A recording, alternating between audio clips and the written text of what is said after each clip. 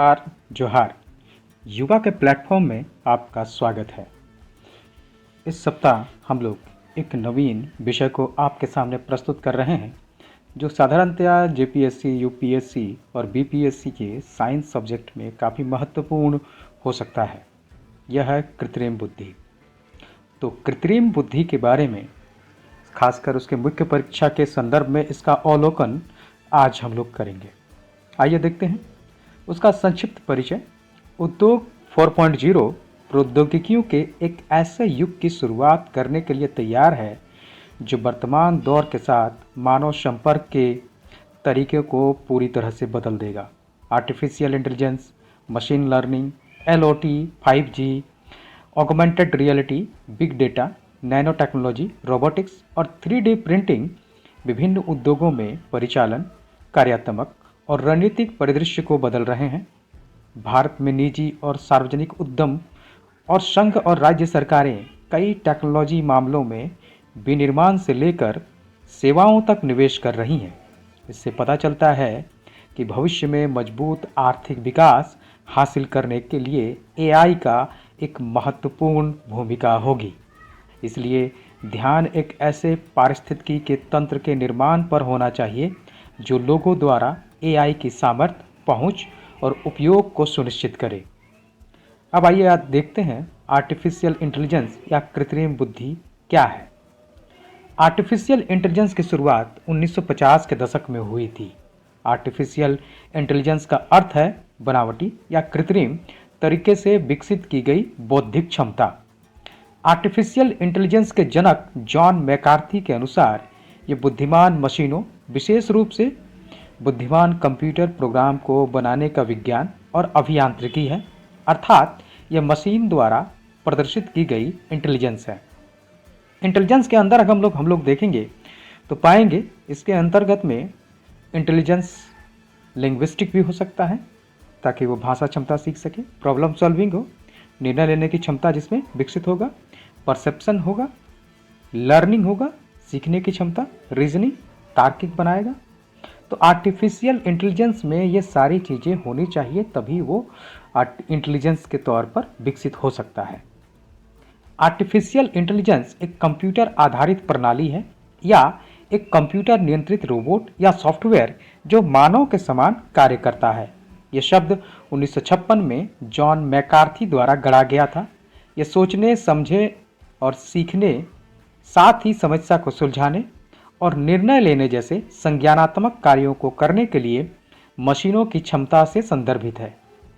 सरलतम शब्दों में कहें तो आर्टिफिशियल इंटेलिजेंस का अर्थ है एक मशीन में सोचने, समझने और निर्णय लेने की क्षमता का विकास करना।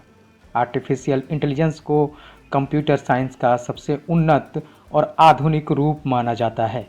इसमें एक ऐसे दिमाग को बनाया जाता है जिसमें कंप्यूटर सोच सके, कंप्यूटर का ऐसा दिमाग जो इंसानों की तरह से सीख सके। आर्टिफिशियल इंटेलिजेंस के अंतर्गत कई तत्व होते हैं जैसे deep learning, natural language processing, machine learning, computer vision, neural network और कॉग्निटिव कंप्यूटिंग। ये आर्टिफिशियल इंटेलिजेंस के घटक कह सकते हैं इन्हें। सामान्य तौर पर आर्टिफिशियल इंटेलिजेंस और मशीन लर्निंग को समानार्थी शब्द समझा जाता है, लेकिन ऐसा नहीं है। इन दोनों के बीच में अंतर आप स्पष्ट कर सकते हैं।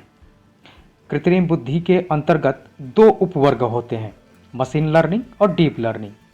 मशीन लर्निंग में डेटा को समझने और उससे सीखने के लिए एल्गोरिदम का उपयोग शामिल होता है। यह एक निर्णय लेने या भविष्यवाणी करने में सक्षम बनाता है, जबकि डीप लर्निंग मशीन लर्निंग को लागू करने की एक तकनीक है।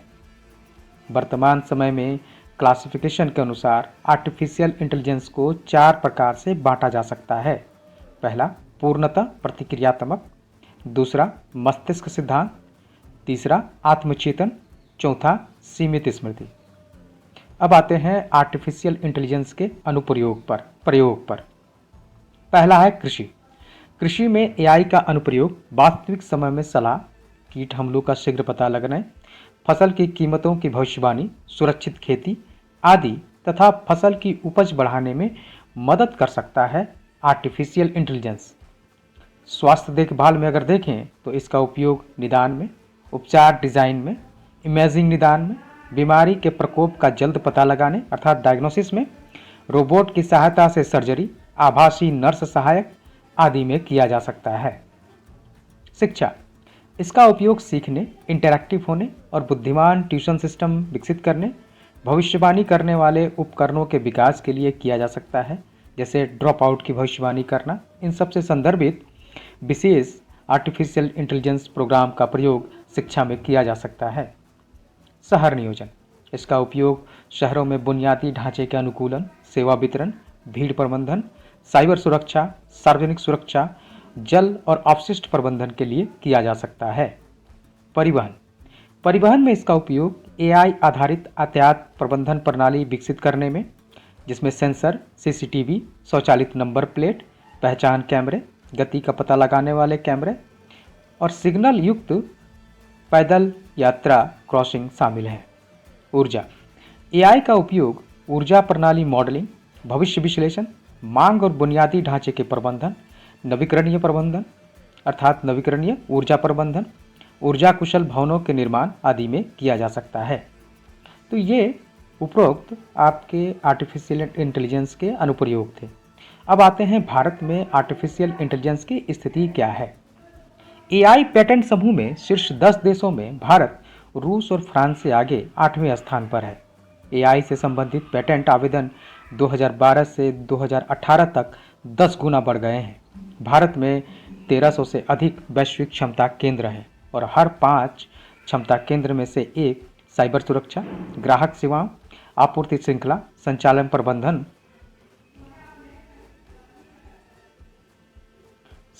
प्रबंधन जैसे प्रमुख व्यावसायिक कार्यों में एआई का उपयोग होता है। एआई और मशीन लर्निंग पर सरकारी खर्च में भी लगातार वृद्धि हो रही है। 2025 में इसके 11,781.9 मिलियन अमेरिकी डॉलर तक पहुंचने की उम्मीद है। State of artificial intelligence report 2021 के अनुसार जुलाई अगस्त 2021 तक भारतीय आर्टिफिशियल इंटेलिजेंस बाजार का मूल्य 7.8 बिलियन अमेरिकी डॉलर है। ये 2020 के बाजार आकार में 22% की वृद्धि दर्ज करता है। भारत में उद्यमों और अन्य क्षेत्रों में लगातार लगभग 1,09,000 आर्टिफिशियल इंटेलिजेंस कर्मी काम कर रहे हैं। ये पिछले वर्ष से कर्मियों में 20% की वृद्धि को दर्ज करता है। आखिर भारत को आर्टिफिशियल इंटेलिजेंस में ध्यान क्यों देना चाहिए? आइए देखते हैं। पहला है आर्थिक प्रोत्साहन। नीति आयोग के अनुसार एआई में 2035 तक भारतीय अर्थव्यवस्था में 1 ट्रिलियन अमेरिकी डॉलर जोड़ने की क्षमता है। दूसरा है रोजगार सृजन। AI enabled source the next frontier for global SaaS startups from India, इस शीर्षक से जारी होने वाली एक रिपोर्ट में बताया गया है कि एआई 2030 तक 9 लाख से अधिक वाइट कॉलर नौकरियां और 3.6 मिलियन अप्रत्यक्ष नौकरियां पैदा कर सकता है। विशाल डेटा उत्पन्नकर्ता। भारत विशाल जनसंख्या का देश है, साथ ही ये दुनिया का सबसे बड़ा लोकतांत्रिक डेटा उत्पन्नकर्ता है। ये डेटा है जो शासन के लोकतांत्रिक शासन के तहत उत्पन्न और विश्लेषण किया जा रहा है। डेटा की यह संपत्ति भारत को कई क्षेत्रों में लाभ देती है, लेकिन डेटा के इस विशाल खान का वास्तविक मूल्य केवल प्रभावी एआई और मशीन लर्निंग का उपयोग करके ही निकाला जा सकता है।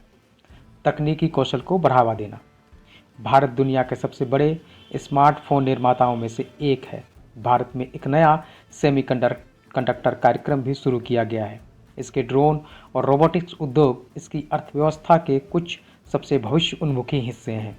भारत क्वांटम कंप्यूटिंग क्षमता और चिप बनाने की क्षमता भी विकसित कर रहा है।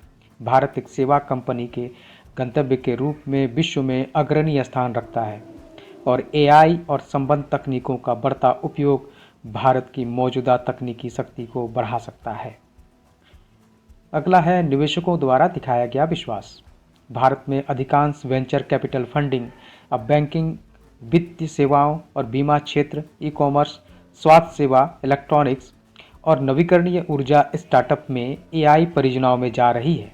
भारत में लगभग 200 आर्टिफिशियल इंटेलिजेंस स्टार्टअप आज विभिन्न उद्योगों के लिए एआई आधारित समाधानों का नवाचार और निर्माण कर रहे हैं। प्रमुख कार्यक्रमों की सफलता। ये बड़े डेटा विश्लेषण में मदद करके डिजिटल इंडिया मिशन का पूरक हो सकता है, जो एआई का उपयोग किए बिना संभव नहीं है। इसी तरह मेक इन इंडिया कार्यक्रम को मजबूत किया जा सकता है। यह एआई समर्थित प्रौद्योगिकी के साथ भारत को एक प्रमुख विनिर्माण केंद्र बनाने में मदद करेगा। साइबर सुरक्षा। एआई साइबर सुरक्षा से संबंधित प्रणाली को अधिक विकसित और मजबूत बनाने में योगदान कर सकता है। अब आते हैं आर्टिफिशियल इंटेलिजेंस से जुड़ी चुनौतियां क्या हैं। कुछ प्रमुख चुनौतियों पर इस पर चर्चा करेंगे। पहला, भारी निवेश। एक उचित एआई आधारित प्रणाली के लिए बड़े पैमाने पर कम्प्यूटेशनल क्षमता की आवश्यकता होती है, जिसका अर्थ होता है कि अधिक डेटा केंद्र बनाने होंगे, जिसके लिए भारी निवेश की आवश्यकता होगी। डिजिटल अंतर। आर्टिफिशियल इंटेलिजेंस समाज और राष्ट्रों सहित सभी क्षेत्रों में डिजिटल अंतर को बढ़ाएगा। इसके अलावा वैश्विक निवेश भी उन देशों में स्थानांतरित होने की संभावना है जहां एआई से संबंधित कार्य पहले से ही स्थापित हैं। बेरोजगारी में वृद्धि की आशंका। ऐसी आशंकाएं हैं कि एआई के परिणाम स्वरूप मानव संसाधन की मांग कम होगी। ये भारत के लिए अच्छा संकेत नहीं है। जहां युवा आबादी का एक बड़ा हिस्सा है, वहां अकाउंटेंट, वित्त व्यापारियों और मध्यम प्रबंधकों जैसे डेस्क जॉब को एआई कम कर सकता है। अगला, डेटा गोपनीयता। एआई के साथ सबसे महत्वपूर्ण चिंता डेटा गोपनीयता की चिंता है। अधिक डेटा तक पहुंच के साथ ही एआई एल्गोरिदम में सुधार होगा। यह हमारे ज्ञान के साथ या उसके बिना हमारे डिजिटल फुटप्रिंट्स के निरंतर उपयोग की ओर ले जाएगा। कैम्ब्रिज एनालिटिका जैसे स्कैंडल निजता के ऐसे उल्लंघन के उदाहरण हैं। मशीन बनाम मानव दंड भी एक चिंता का विषय है, जिसको लेकर ये चिंता की जाती है कि कहीं हो सकता है एआई से बनाई जा रही मशीनें मानव पर कब्जा न कर लें। नैतिकता के संदर्भ में भी कई विचारणीय प्रश्न हैं। कहीं एआई इस तरह से विकसित न हो जाए कि वो स्वतः मशीनें पैदा करने लगे। आर्टिफिशियल इंटेलिजेंस की दिशा में सरकार के क्या कदम उठाए हैं, आइए इस पर चर्चा करते हैं। आर्टिफिशियल इंटेलिजेंस के लिए राष्ट्रीय रणनीति, इसे 2018 में नीति आयोग द्वारा जारी किया गया था। ये समावेशी विकास और सामाजिक विकास सुनिश्चित करने के लिए आने वाली तकनीकों को लाभ उठाने के लिए भारत के लिए रोड मैप तैयार करता है। ये सामाजिक ज़रूरतों को पूरा करने के लिए एआई एप्लीकेशन के लिए 5 क्षेत्रों की पहचान करता है: स्वास्थ्य सेवा, कृषि, शिक्षा, स्मार्ट शहर, बुनियादी ढांचा और स्मार्ट गतिशीलता और परिवहन। दूसरा, जिम्मेदार कृत्रिम बुद्धि दृष्टिकोण दस्तावेज, इसे नीति आयोग द्वारा विश्व आर्थिक मंच केंद्र के सहयोग से अगले कृत्रिम बुद्धि औद्योगिक क्रांति के लिए प्रकाशित किया गया था। दस्तावेज भारत में एआई के डिज़ाइन, विकास और तैनाती के लिए व्यापक नैतिकता और सिद्धांत स्थापित करने का इच्छुक है। भारत आर्टिफिशियल इंटेलिजेंस स्टैक पर ड्राफ्ट फ्रेमवर्क, ये दूरसंचार विभाग द्वारा जारी किया गया है और एआई के लिए बाधाओं को दूर करने पर केंद्रित है। इसका उद्देश्य सभी क्षेत्रों में एआई का उत्पादक रूप से दोहन करने के लिए एक वातावरण को सक्षम बनाना और अन्य चीज़ों के साथ साथ इंटरऑपरेटेबिलिटी लाना है। स्टैक को 6 परतों में बांटा गया है। अगला है शासन में एआई का समावेश। तेलंगाना में या कई अन्य राज्यों में एआई पेंशनरों को प्रमाणित करने में मदद कर रहा है। ये सुनिश्चित कर रहा है कि भुगतान जीवित पेंशनरों को मिले, जिससे भ्रष्टाचार की संभावना समाप्त हो जाए। कॉरपोरेट मामलों का मंत्रालय कॉरपोरेट फाइलिंग को सरल बनाने के लिए एआई का उपयोग कर रहा है, जबकि डीआरडीओ के एआई से संबंधित कार्य के लिए centre for artificial intelligence and robotics को एक विशेष केंद्र के रूप में निर्मित किया गया है। आगे देखते हैं कि क्या कदम उठाए जा सकते हैं। तो पहला हो सकता है कि प्रस्तावित एआई स्टैक को कार्यान्वयन में लगाया जाना चाहिए। दूसरा, सरकार को एआई को ब्लॉकचेन जैसी अन्य तकनीकों के साथ एकीकृत करने पर भी ध्यान देना चाहिए। देशों को एआई आधारित प्रणालियों का उपयोग करने के लिए व्यापक आधारित नैतिक सिद्धांत, संस्कृति, आचार संहिता विकसित करने की आवश्यकता है, ताकि संपूर्ण समाज को एआई का लाभ हो। भारत को डेटा सुरक्षा विधेयक भी पारित करना चाहिए। एआई का उपयोग करके गोपनीयता के उल्लंघन को रोकने के लिए एक स्वतंत्र डेटा नियामक नियुक्ति करने की आवश्यकता है। भारत में आर्टिफिशियल इंटेलिजेंस बाजार अगले कुछ वर्षों में डेटा साइंस और व्यापक आईटी उद्योग का प्राथमिक विकास चालक बन जाएगा। इसे ध्यान में रखते हुए भारत को आर्टिफिशियल इंटेलिजेंस की क्षमता के विकास के लिए सक्रिय कदम उठाने चाहिए। धन्यवाद। अगले वीडियो में हम लोग ऐसे ही मुख्य विषय के लिए किसी और टॉपिक पर आपके सामने प्रस्तुत होंगे।